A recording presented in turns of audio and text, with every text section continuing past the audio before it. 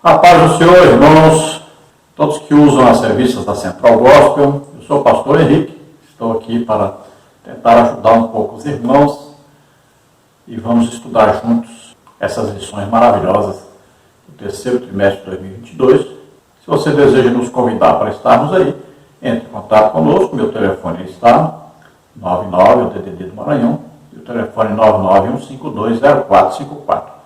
Eu moro atualmente em Americana, São Paulo. Nós estamos estudando neste trimestre com o tema Romanos e a Justiça de Deus. A Epístola aos Romanos, a doutrina da justificação pela fé. É o terceiro trimestre de 2022, Central Gospel. O comentarista da revista desse trimestre é o pastor Gilmar Vieira Chaves. Aí a revista do ano 18, número 66. Hoje nós vamos estudar a lição número 13, a última lição do trimestre, que tem como título O Modelo de Cristo, Desejo Missionário e Saudações Finais. Então, no final da carta do apóstolo Paulo aos Romanos, ele vai falar, então, do modelo de Cristo. Ele copia de Jesus. Paulo talvez seja aquele que mais imitou Jesus. Ele copiou Jesus. Inclusive, nos sofrimentos, nas perseguições, aí nos jejuns, nas orações, nas pregações, nos ensinos, na pregação a todos, sem acepção de pessoas, e ardia dele o desejo missionário, é o desejo de abrir igrejas por toda parte, de levar o evangelho a toda criatura, como foi a ordem de Jesus. E nesta lição também vamos ver aí as saudações finais. Vamos ver então o texto bíblico básico da lição, que está em Romanos, capítulo 15, do versículo 8 ao versículo 9, e depois vamos ver do versículo 18 ao versículo 22. Vamos ler. Digo, pois, que Jesus Cristo foi ministro da circuncisão por causa da verdade de Deus, para que confirmasse as promessas feitas aos pais, e para que os gentios glorifiquem a Deus pela sua misericórdia, como está escrito. Agora Romanos 15, 18 a 22. Porque não ousaria dizer coisa alguma que Cristo por mim não tenha feito, para a obediência dos gentios, por palavra e por obras, pelo poder dos sinais e prodígios, na virtude do Espírito de Deus, de maneira que, desde Jerusalém e arredores até o Ilírico, tenho pregado o Evangelho de Jesus Cristo. E desta maneira me esforcei por anunciar o Evangelho, não onde Cristo houvera sido nomeado, para não edificar sobre fundamento alheio. Antes, como está escrito, aqueles a quem não foi anunciado o verão, e os que não ouviram o entenderão, pelo que também muitas vezes tenho sido impedido de ir ter convosco. Então vemos que o apóstolo Paulo fala sobre a obra de Jesus. É claro, veio para os judeus para implantar o reino de Deus. Se eles o tivessem recebido como Messias, ele teria implantado ali o reino de 1000 anos sobre eles, cumprindo a promessa de Deus feita a Davi. Esteve entre eles, pregou para eles, ensinou, fez grandes sinais, prodígios, maravilhas. Eles não creram, não o aceitaram como Messias, não abriram seus corações, e ele então fez a obra de salvação que ele veio fazer por todos, vivendo como homem, tomando sobre ele nossos pecados, doenças, enfermidades, nossas maldições, morreu por nós na cruz e ressuscitou. Era então para ele reinar sobre eles imediatamente, mas como eles não o receberam, então foi aberta uma porta para nós, os gentios, e foi parada a contagem, aquelas 70 semanas, lá de Daniel. Era para Jesus completar essa 70ª semana, que são os 7 anos de grande tribulação, e depois começar o milênio imediatamente. Mas como eles não receberam, isso ficou parado, e a porta foi aberta para nós. O Evangelho está sendo pregado a todos os gentios, todos os que creem no Evangelho são salvos. Agora, esta última semana de anos, que são aí 7 anos está determinada sobre Israel e ainda virá. Logo após o arrebatamento da igreja, esta última semana, então, acontecerá. 3 anos e meio de paz, 3 anos e meio ali de juízos de Deus e também de perseguição a todos os que confessarem a Jesus.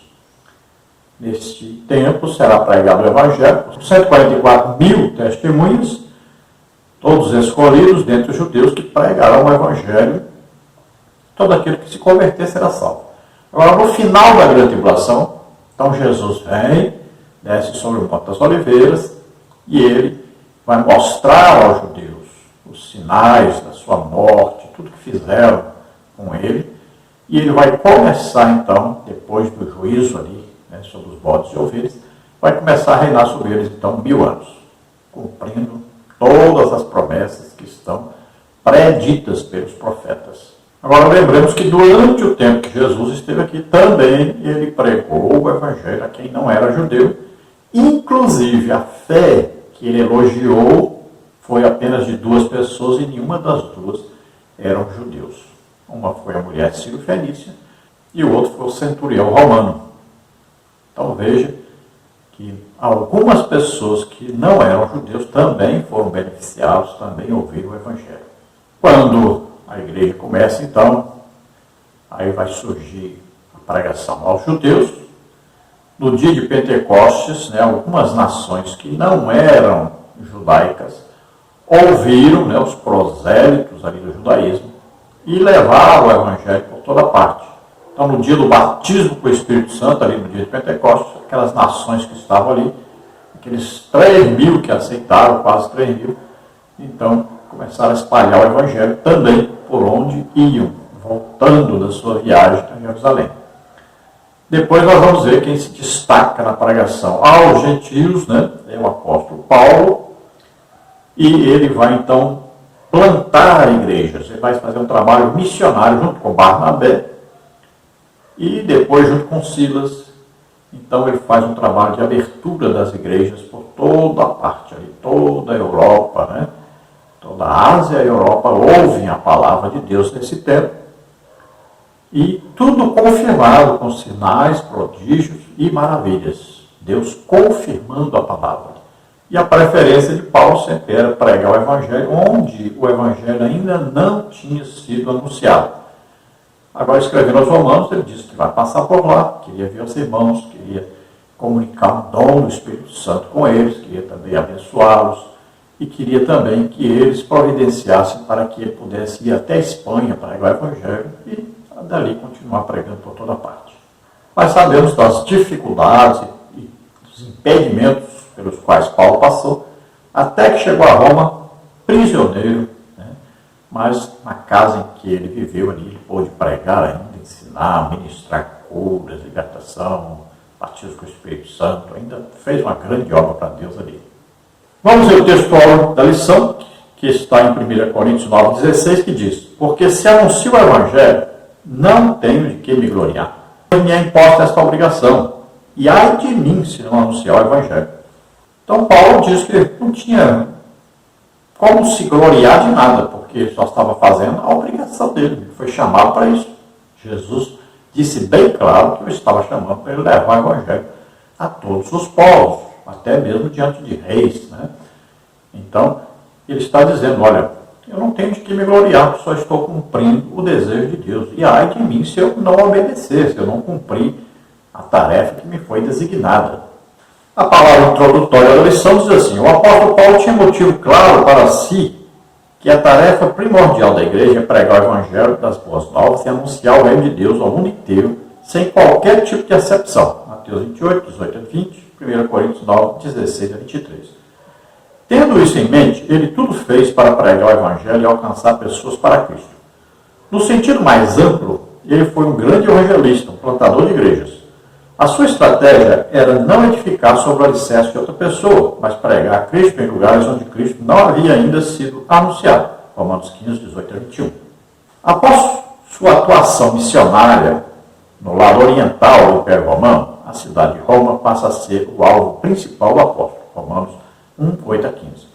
E no fechamento da epístola ele faz um balanço de sua atividade oriental e expõe seu programa futuro, que tem como meta alcançar a Espanha com o Evangelho da Graça, Romanos 15, 23 e 24. No entanto, os planos de viagem de Paulo para alcançar os romanos com o Evangelho de Cristo sofreram um acidente de percurso e por esse motivo foram alterados. O apóstolo acabou sendo preso em Jerusalém, onde foram entregar a coleta das igrejas da Macedônia e da Acaia em favor dos pobres da comunidade de Jerusalém, Romanos 15, 25. Então o apóstolo Paulo tinha como tarefa primordial, primeira na sua vida, parece que deitava e levantava pensando nisso, né? Todo o tempo pensando em ganhar almas, era um ganhador de almas, era um plantador de igrejas, por onde passava, ganhava as almas e ali, já em alguma casa, ele já instalava a igreja, já colocava para funcionar uma igreja. E ali ele depois escolhia um obreiro, né? Aí ele até indicou, falando para Tito, para Timóteo, para escolher homens, né? De boa índole, cheios do Espírito Santo. Aí disse as características dessas pessoas que iam assumir a liderança em cada uma dessas casas, que seriam agora as igrejas. Naquele tempo não tinha aquele prédio da igreja como hoje. Eram nas casas as igrejas, né? Então, ele foi estabelecendo igrejas, colocando obreiros para dirigir, e essas igrejas foram crescendo, crescendo, crescendo. Ele passou depois revendo o trabalho, né, revendo tudo que estava acontecendo, escreveu cartas para ajudá-los e sempre orava, intercedia a Deus por eles. Então ele começou pregando aos judeus e depois passou a pregar aos gentios. O desejo dele sempre era pregar àqueles que não tinham ainda ouvido a pregação do Evangelho. E ele escolhia os lugares onde ir, exatamente onde ainda o Evangelho não tinha chegado. Então, depois de pregar por toda a Europa ali, depois de pregar ali na Ásia, né, ele chega ali próximo, então, a Roma. E levando uma ajuda para a igreja em Jerusalém, que estava passando muita dificuldade, ele ali é preso. Se ele não tivesse sido preso, ele voltaria e estaria chegando em Roma tranquilamente para pregar o Evangelho em toda parte. Mas ele foi preso, passou tempo preso, até que foi levado preso para Roma. Mas mesmo assim, estando preso, pôde ainda evangelizar em Roma, ganhar almas em Roma. No tópico 1, Paulo e a comunidade cristã em Roma. Subtópico 1, os primórdios da evangelização em Roma. A origem da formação das igrejas domiciliares em Roma é desconhecida. A tradição de que Pedro foi o seu fundador não tem apoio histórico, pois ele ainda estava em Jerusalém em 39 depois de Cristo, Gálatas 1:18. E não há referências em Atos ou em quaisquer outras cartas de Paulo sobre a presença de Pedro em Roma. Além disso, não era objetivo de Paulo edificar sobre fundamento alheio, Romanos 15:20. Como profetizou Isaías 52:15, o apóstolo desejava levar o Evangelho a um novo território, Romanos 15:21. Bom, se nós olharmos aí para Atos capítulo 2, nós vamos ver que havia em Jerusalém, no dia de Pentecostes, prosélitos romanos. Então, o Evangelho primeiro chegou a Roma através daqueles que receberam ali a palavra de Deus pregada por Pedro no dia de Pentecostes. Naquele dia ali, eles viram o batismo com o Espírito Santo, a manifestação de línguas, viram o dom de variedade de línguas sendo operado, foram batizados nas águas e depois voltaram, cada um voltou para a sua terra. Então havia ali muitas nações, né, representadas, foi ali um plano de Deus exatamente para que o Evangelho fosse levado a toda parte. E esses aí é que chegaram em Roma, foram os primeiros crentes salvos chegados a Roma, que estavam ali naquele dia. Em Atos 2:8 diz: como, pois, os ouvimos cada um na nossa própria língua em que somos nascidos? Partos e medos, elamitas, e os que habitam na Mesopotâmia, e Judéia, e Capadócia, e Ponto, e Ásia, e Frígia, e Panfilha, Egito, e partes da Líbia, junto a Cirene, e forasteiros romanos, tanto judeus como prosélitos, e cretenses e árabes, todos os temos ouvido em nossas próprias línguas falar das grandezas de Deus. Então veja bem, forasteiros romanos, tanto judeus quanto prosélitos. Então, ali estavam vindos de Roma, alguns que eram judeus mesmo, e outros que eram prosélitos, ou seja, eles estavam começando, iniciando no judaísmo, embora não fossem judeus. Então, esses judeus e esses prosélitos é que levaram primeiro o evangelho a Roma. Os católicos romanos dizem aí que Pedro esteve abrindo igreja e pregando o evangelho em Roma. Nós não temos base bíblica para isso, porque no ano 39 depois de Cristo, veja aí Gálatas 1,18, depois passados 3 anos, fui a Jerusalém para ver a Pedro e fiquei com ele 15 dias. E não vi nenhum outro dos apóstolos, senão Tiago, irmão do Senhor. Paulo já havia se convertido, já havia estado ali em Damasco, já tinha ido à Arábia, voltado, e agora foi a Jerusalém e lá ele se encontrou com Pedro. Então, Pedro ainda não estava em Roma, isso é certeza. Outra coisa, se Paulo escreveu a carta aos Romanos e não citou Pedro, seria um absurdo, né? Ele escrever cartas e não falar que Pedro estava em Roma. Então, é certeza que Pedro não esteve lá abrindo igreja em Roma. É apenas mais uma invenção, né, dos católicos romanos. Assim como eles dizem que Pedro não era casado, que os padres não podem casar, e Pedro é casado, porque Jesus curou a sogra de Pedro. Então parece que de Pedro eles não entendem nada. Então o objetivo de Paulo em Roma, na certeza, se ele estava escrevendo a igreja de Roma, porque a igreja estava funcionando já, estava aberta. Então, o objetivo dele era fazer ali um centro missionário e dali uma base missionária para dali os irmãos o enviarem até a Espanha, que ainda não tinha sido alcançada pelo Evangelho. Agora, o subtópico 2, a presença do cristianismo em Roma. Sabemos que se viajava muito naquela época e que havia uma migração contínua da capital para todos os cantos do Império. O capítulo 16 da carta em estudo dá testemunho do fato de muitos cristãos na congregação romana terem vindo à capital originários de outras regiões, especialmente da Ásia Menor, ambiente missionário de Paulo. Então aqui o comentarista também cita, né, que aqueles que se converteram através da pregação de Paulo, também alguns deles viajaram para Roma. Roma era a capital do Império Romano naquela época, uma cidade muito famosa, muito grande, e muitos viajavam para lá em busca de enriquecimento, também para fazer comércio, né? Então ali nós podemos acreditar que, além daqueles que saíram no dia de Pentecostes para lá, também alguns que ouviram o Evangelho e estiveram viajando para lá e foram morar lá. Como é o caso de Priscila e Áquila, né? No tópico 1, subtópico 3, a comunidade cristã em Roma. Na época da redação dessa carta, os gentios cristãos já representavam a maioria na comunidade. Romanos 15, 13 a 15, 11, 17 a 32, 15, 16 e 18. No entanto, ao mesmo tempo, precisa-se contar com uma ampla parcela de influência judaico-cristã na comunidade romana, como mostram especialmente Romanos 9 a 11 e 16, 7 a 11. Não havia em Roma uma comunidade cristã coesa, com um único grande espaço de reunião, pois Paulo menciona não só a comunidade doméstica em torno de Priscila e Áquila, Romanos 16, 3 a 5, mas também atesta nos versos 14 e 15 a existência de várias comunidades independentes. Por isso, Paulo destina sua carta não à eclésia única em Roma, mas a todos os que estáis em Roma, amados de Deus, chamados santos, Romanos 17a.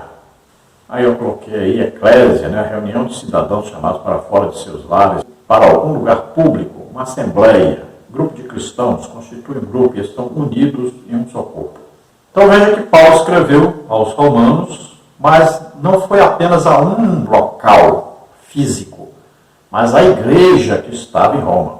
Então haviam várias comunidades, ou seja, várias casas onde se pregava o evangelho, onde se reuniam os crentes. Então, A carta foi direcionada a todos esses crentes, não foi apenas a um local só. Não foi apenas, por exemplo, a casa de Priscila e Áquila, onde tinha lá a pregação do Evangelho, onde funcionava a igreja. Mas ele escreveu a todos que moravam ali em Roma, que eram salvos. Top 2 agora, o trabalho de missionário pastoral de Paulo. Subtópico 1, o foco nas necessidades locais. Todos os escritos de Paulo nasceram de seu trabalho missionário pastoral e focalizavam problemas e necessidades das igrejas locais. A carta aos Romanos pertence também a esse gênero, mas é a menos local no sentido de que Paulo ainda não havia estado pessoalmente em Roma. A missiva foi sua oportunidade de expor a mensagem do Evangelho aos cristãos judeus e gentios que residiam na capital do Império. Então nós podemos ver que todas as epístolas, as cartas que Paulo escreveu, tanto a igrejas quanto a pessoas, foram para determinadas igrejas que ele abriu. Ou, no caso de Timóteo, por exemplo, e Tito, né, pessoas que andaram com ele ajudando a abrir as igrejas. Agora, a carta aos Romanos é a primeira que ele escreve, então, a uma cidade, uma igreja que estava numa cidade muito grande, mas que ele não conhecia pessoalmente ainda. Ele não esteve lá, ele não abriu nenhuma igreja lá. Então ele estava escrevendo a uma igreja que era desconhecida para ele fisicamente, mas não espiritualmente, já que ele estava orando, né, por eles, ele pretendia passar por lá, para ir para a Espanha, ele sabia de notícias deles. Então, ele escreve de maneira diferente, ele acaba escrevendo ali um outro evangelho, na verdade, né? A carta aos Romanos é chamado o Evangelho de Paulo. Não um outro evangelho que não tenha Jesus como único Senhor e Salvador. Então, entenda bem. Mas a carta aos Romanos é uma carta que é muito teológica. Então, Paulo, ele explica muito bem para aquela igreja, porque uma igreja já que estava funcionando e precisava de uma orientação teológica. Ali, principalmente, os judeus que estavam ali precisavam muito de orientações. Então, a carta é escrita a 3 povos, né? Ali, os cristãos, que já tinham se convertido, aos judeus, que ainda não eram crentes convertidos, e aos gentios, que também não eram nem judeus e nem cristãos ainda. Então ele espera que esta carta seja lida, pregada, ensinada a todos, tanto a igreja, quanto aos judeus, né, nas sinagogas, quanto também aos gentios que não conheciam ainda o foco da mensagem do Evangelho.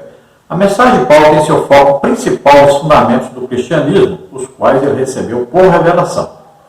Ele escreveu sobre a natureza do pecado, o plano de salvação realizado na cruz, a união do cristão com Cristo e a forma como o Espírito Santo opera na vida do salvo, dotando de poder e autoridade na promoção das virtudes do Senhor Jesus e da santidade do crente. Além disso, não deixou de pronunciar-se sobre o lugar do povo judeu no plano de Deus, a ética na vida do cristão e a esperança de vida futura após o retorno de Cristo para buscar a sua igreja. O apóstolo não escreveu a carta aos Romanos pensando em apresentar uma teologia sistemática. No entanto, a forma como sua exposição foi ordenada fez dessa carta a mais teológica de todo o Novo Testamento, uma vez que apresenta de forma organizada o tema principal da teologia cristã, que é a justificação pela fé. Então, Paulo escreve aí os fundamentos do cristianismo, o que é mais necessário para que os cristãos possam aprender sobre Deus, sobre Jesus Cristo, sobre o Espírito Santo. Então, ele fala sobre o pecado, ele fala sobre a condenação do pecado, ele fala do sacrifício de Jesus, e ele fala também da operação do Espírito Santo na igreja. O Espírito Santo vai produzir no crente a santificação e vai conceder ao crente poder para pregar o Evangelho. Então veja que Paulo mostrou claramente aos judeus qual era o lugar deles no plano de Deus. Isso foi muito importante. Também escreveu para resolver questões dos judeus que estavam tendo aí uma divisão com os gentios dentro da igreja, aqueles que haviam se convertido. E escreveu também aos gentios para resolver essas questões que eles tinham com os judeus dentro da igreja. Então ele escreveu sobre a vida ética do cristão, todos buscando o bem do outro, amando uns aos outros. E ele fala da esperança futura, da vinda de Jesus Cristo. Então, do preparo de todo crente em santificação, esperando a volta de Jesus para buscar a todos. Então, nós vemos que Paulo, ao escrever Romanos, ele acabou escrevendo aí uma teologia sistemática, ou seja, ele passou por todos os principais fundamentos da igreja. A carta aos Romanos, então, se tornou a carta mais teológica de Paulo. E a principal doutrina ensinada por Paulo, pregada por Paulo, onde Paulo entra mais em detalhes, né? E é importantíssima essa doutrina para nós, que é a doutrina da justificação pela fé. Então nós somos salvos pela graça de Deus. O que é a graça de Deus aqui? A graça de Deus aqui é Jesus Cristo vindo ao mundo, nascendo como homem, vivendo como homem, tomando sobre ele os nossos pecados, morrendo por nós na cruz e ressuscitando. Então essa é a graça de Deus para conosco. Jesus fez tudo o que era preciso fazer para nós sermos salvos. Agora, a fé entra para nos introduzir a esta salvação, para nos colocar dentro dessa salvação. Então não adiantava nada Jesus fazer isso se nós não acreditássemos nisso. Porque a condição para entrar a esta graça, para sermos salvos, é mediante a fé. É mediante o crer nesta mensagem do Evangelho falando sobre Jesus. Então veja só, somos salvos pela graça mediante a fé. E Paulo explica, sobre essa justificação pela fé. Sem fé é impossível agradar a Deus, sem fé é impossível ser salvo. No subtópico 3, o foco no fortalecimento dos cristãos. O propósito de Paulo pode ser identificado a partir de duas declarações diretas no texto e deduzido a partir do conteúdo. Além de pedir oração em favor da difícil tarefa que tinha pela frente e para que pudesse ir vê-los, Romanos 15, 30 a 32, ele registrou expressamente que desejava contribuir para o fortalecimento dos cristãos em Roma, como está em Romanos 1, 11 e 12. Paulo tinha certeza de que, por meio de sua instrução, proporcionaria benefícios e bênçãos às igrejas domiciliares de Roma. Então, Paulo tem a intenção de passar por Roma para ir à Espanha e de lá também evangelizar outros lugares. Então, ele pede a oração dos irmãos para que eles intercedam, porque ele já tinha tentado ir a Roma e não conseguiu. E ele agora queria a ajuda deles em oração para que ele pudesse estar com eles. Ele, ao mesmo tempo, ele estaria trazendo o quê? Uma palavra, um evangelho, trazendo também ensino. Além disso, que estaria o quê? Ministrando os dons do Espírito Santo, que Paulo era instrumento. Ele era muito usado em dons. Então, profecia, sabedoria, ciência, discernimento de espíritos, línguas, interpretação de línguas, fé, milagres, dons de curar. Nós, estudando a vida de Paulo, nós encontramos que todos os dons do Espírito Santo provavelmente operavam através de Paulo. Então, ele queria comunicar esses dons com eles. Eles seriam muito beneficiados com a sua visita. Vamos ver o tópico 3, a proclamação do Evangelho. Cada um dos dons e ministérios concedidos à igreja são de natureza espiritual. No entanto, eles evocam a necessidade urgente da execução de um serviço por parte de toda pessoa realmente redimida em Cristo, que é a proclamação do Evangelho. Assim, tanto judeus quanto gentios podem ser participantes da raiz de Jessé, Romanos 15, 10 a 12.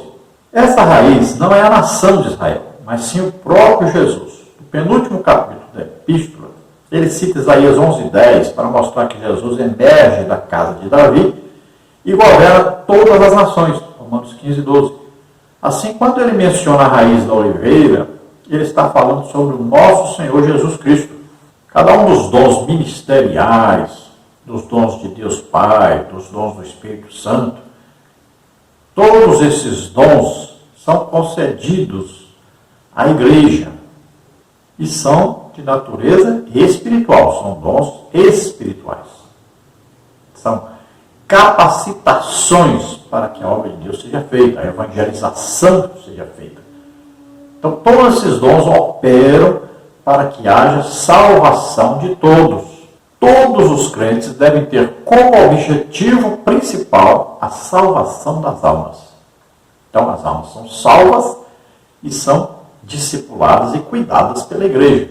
Mas toda a igreja tem que ter por objetivo principal a salvação das almas. Então, Jesus é chamado raiz, né, de Jessé.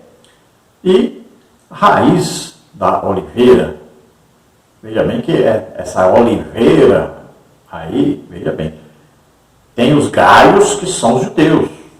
E tem outros galhos que são enxertados, que são os cristãos.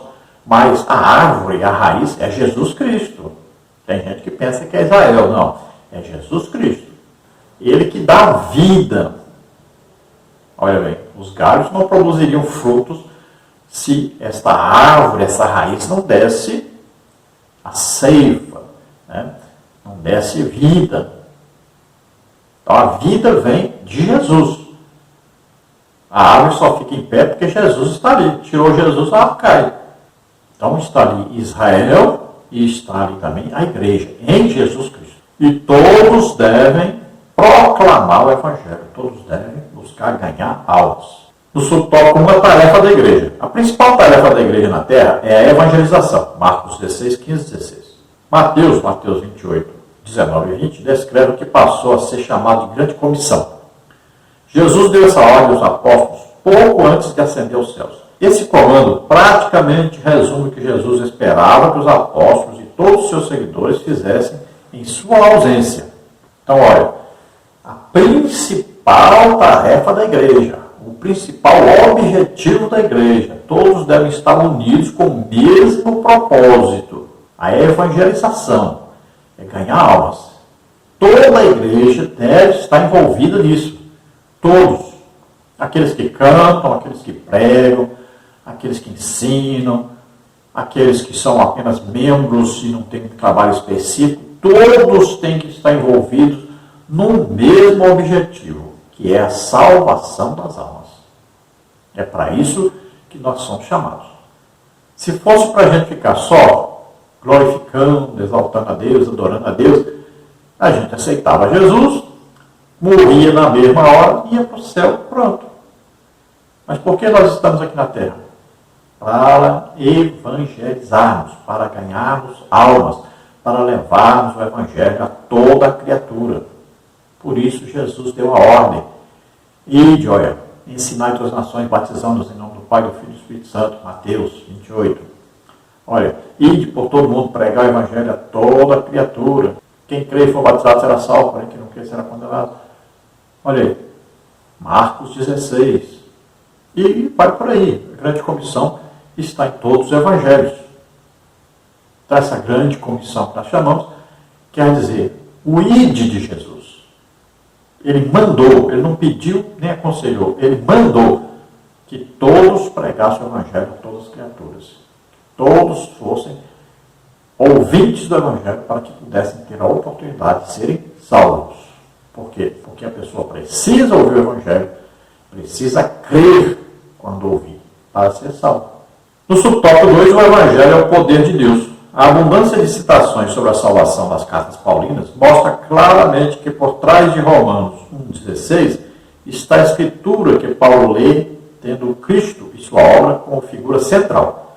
O foco do apóstolo é mostrar que o evangelho não é uma mera informação sobre o plano salvífico de Deus, mas é a própria aplicação da justiça de Deus na salvação de todo aquele que crê. No evangelho, cumpre-se o propósito salvador do Altíssimo, cuja meta principal é alcançar o ente humano por seu imenso amor, independentemente de qualquer aspecto cultural, porque seu amor inclusivo a todos abrange. Desse modo, Paulo mostra um motivo decisivo de seu anúncio do Evangelho e de seu conceito universal de missão. Perante a humanidade que sucumbiu ao poder do pecado e da ira de Deus, que está se manifestando, o Evangelho precisa ser pregado universalmente a todas as nações para que elas creiam e sejam salvas. Então veja que Paulo escreve muito sobre salvação.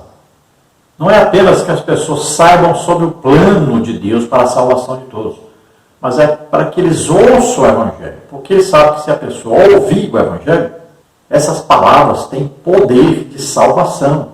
A pessoa vai ouvir, ela vai meditar sobre o seu pecado, sobre a sua situação, ela vai ser convencida pelo Espírito Santo do pecado, da justiça e do juízo. Então ela precisa ouvir. Quando ela ouvir, ela vai abrir o coração para Deus. Tem gente que precisa ouvir uma vez só, tem gente que precisa ouvir muitas vezes, tem gente que precisa ouvir anos e anos e anos até que se converter. E tem gente que vai ouvir e não vai se converter nunca. Mas todos precisam ouvir a pregação do Evangelho. Porque só tem jeito de ser salvo ouvindo o Evangelho. Então a pessoa ouve e crê, é salvo. Ouve, não crê, não é salvo. Mas precisam ouvir. Por isso a insistência de Paulo. O Evangelho é o poder de Deus para a salvação de todo aquele que crê. Olha aí, salvação de todo aquele que crê. Ouviu, creu, pronto, está salvo. Então todos precisam ouvir. É urgente isso. E a igreja precisa entender isso. Nós estamos vivendo uma época muito difícil, que as pessoas parecem que pararam de ter aquele amor pelo Evangelho, o desejo que as pessoas se convertam, aquele desejo de passar de casa em casa, de pregar o Evangelho por toda parte, de ganhar almas. Isso tem que retornar urgentemente. E nós temos que incentivar isso, temos que implantar um projeto na igreja de salvação de almas. Mas é urgentíssimo, é preciso fazer isso mesmo em todas as igrejas. Temos que despertar o desejo de ganharmos almas. Temos que despertar o desejo de evangelizarmos. Então Paulo tem essa noção clara, né, de que o mundo todo está em trevas, em pecado, e precisa ouvir o Evangelho para ser salvo.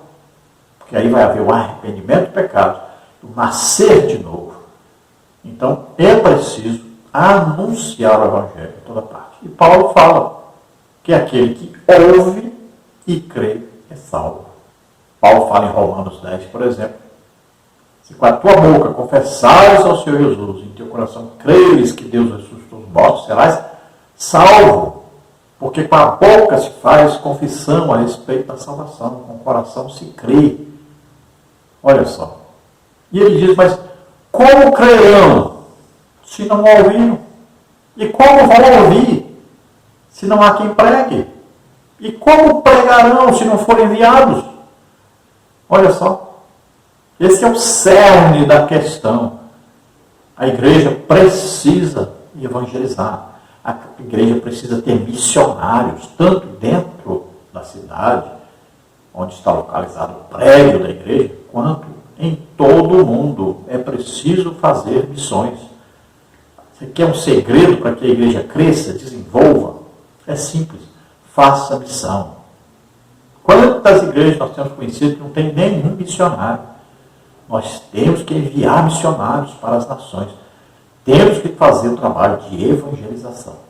No subtópico 3, a doxologia final. A epístola termina de maneira espetacular, mostrando a necessidade suprema de todo ser humano dar glória ao único Deus, infinitamente sábio, por meio de Jesus Cristo, Romanos 16, 27. Essa doxologia resume todas as grandes ideias da epístola, tais como o poder do Evangelho, pregado por Paulo, Romanos 1,16, a revelação da justiça de Deus, na salvação pela fé de todas as nações da terra. Então, o Evangelho sempre pregado a todos, que vai haver salvação maciça de almas, uma grande salvação de almas. Muita gente que vai fazer o quê? Vão glorificar a Deus, exaltar a Deus. Estarão aí na presença de Deus, aí adorando a Deus em espírito e em verdade. Que coisa maravilhosa, uma grande família bilhões e bilhões, adorando a Deus, glorificando a Deus, exaltando a Deus, agradecendo a Deus a sua salvação. E esta salvação veio por meio de Jesus Cristo, nosso Senhor. O Espírito Santo foi dado a cada um de nós para que nós pudéssemos estar alegres com Deus, felizes com Deus, aprendendo a palavra de Deus com o Espírito Santo, divulgando o Evangelho, o poder e a unção do Espírito Santo, trazendo então a pregação sobre a justificação pela fé, ouvindo o Evangelho e crendo. A conclusão diz: o estudo de Romanos deve revitalizar a fé pelo conhecimento da justiça de Deus em Cristo, promovendo firmeza espiritual e entusiasmo no compartilhamento da mensagem do amor de Deus de maneira urgente, abrangendo o máximo de pessoas possível. Todo aquele que é discípulo de Jesus está incumbido dessa nobilíssima tarefa que a ninguém excetua. Então nós temos que pregar o Evangelho explicando que a salvação só é possível pelo crer quando a pessoa ouve o Evangelho. Temos que explicar às pessoas que nós somos salvos porque Jesus Cristo pegou o juízo de Deus que estava destinado a nós e pegou sobre ele. Temos que explicar para eles que todos os nossos pecados, doenças, enfermidades, maldições, tudo isso, tudo que nos era contrário foi colocado sobre Jesus. E Jesus morreu em nosso lugar. Nós tínhamos que morrer. A justiça de Deus foi satisfeita. O pecado tem que ser julgado e condenado. E Jesus levou a nossa condenação sobre ele. Então nós temos que explicar isso para as pessoas, pregando, ensinando, para que eles possam ser salvos. Porque todo aquele que acredita nisso é salvo. Vamos orar agora. Se você ouvindo esta palavra, você deseja entregar a vida para Deus, vamos orar agora e você recebe o Espírito Santo. Você é salvo, você nasce de novo agora, você começa uma vida nova com Deus. Aqueles que estão doentes, estão enfermos, vamos orar agora e você recebe a sua cura. Creia nisso. Vamos orar. Pai querido, em nome de Jesus, toma agora, Senhor, em teus braços. Ó Senhor,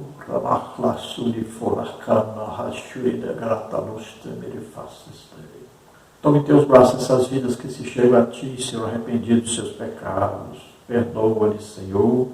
Escreve os seus nomes no livro da vida, Senhor. Concede a eles o Espírito Santo agora. Ajuda-os nessa nova caminhada, nessa vida nova.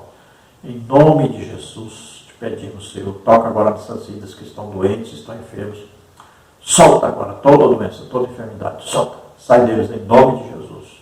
Toca, Senhor, cura totalmente essas vidas. Em nome de Jesus. Amém. Glória a Deus. A paz do Senhor a todos. Esperamos ter contribuído com os irmãos.